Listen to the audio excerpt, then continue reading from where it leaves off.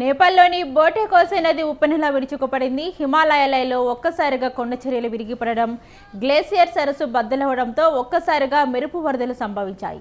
ఈ ప్రమాదంలో నేపాల్, టిబెట్ సరిహద్దుల్లోని రాసువా జిల్లా అతలకుతలమైంది. వందలాది ఊర్లు నీటి ప్రళయానికి కొట్టుకుపోయాయి. వందలాది మంది గల్లంతయ్యారు. ఇక టిబెట్లో కూడా ఈ వరదల ప్రభావాన్ని చూపాయి.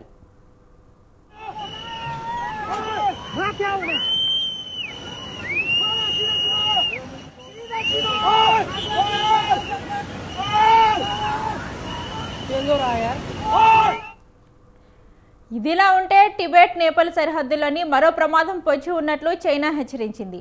హిమాలయ సరిహద్దు ప్రాంతానికి ఎగువన ఏర్పడిన బారియర్ సరస్సు రాబోయే 72 గంటల్లోని బద్దలయ్యే అవకాశం ఉందని చైనా ప్రభుత్వం మీడియా సీసీటీవీ వెల్లడించింది. విపత్తు జరిగిన ప్రాంతానికి ఈశాన్యం చోచెన్ కులా మరియు పొరేపు తత్సోగో నదులు కలిసే ప్రాంతంలో ఈ సరస్సు ఉన్నట్లు తెలిపింది. సరస్సులోని సుమారు 20 లక్షల క్యూబిక్ మీటర్ల నీరు ఉన్నట్లు అంచనా. ఇప్పటికే సరస్సు పొంగి పొర్లుతుంది.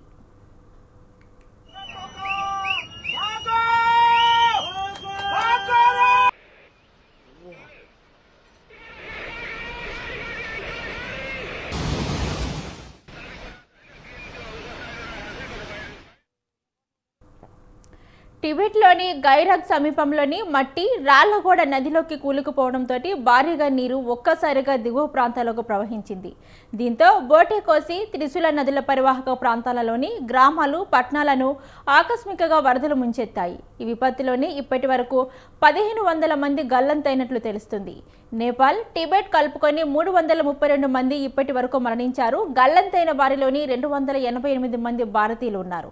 మరోవైపు నేపాల్ వైపు దాదాపు 100 మంది చైనా పౌరులు గల్లంతైనట్లు చైనా విదేశాంగ మంత్రిత్వ శాఖ అధికార ప్రతినిధి లిన్ జియోన్ తెలిపారు.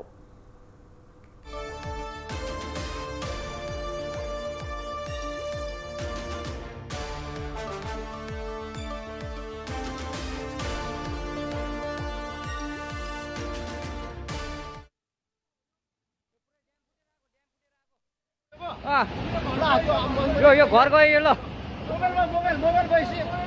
मोबाइल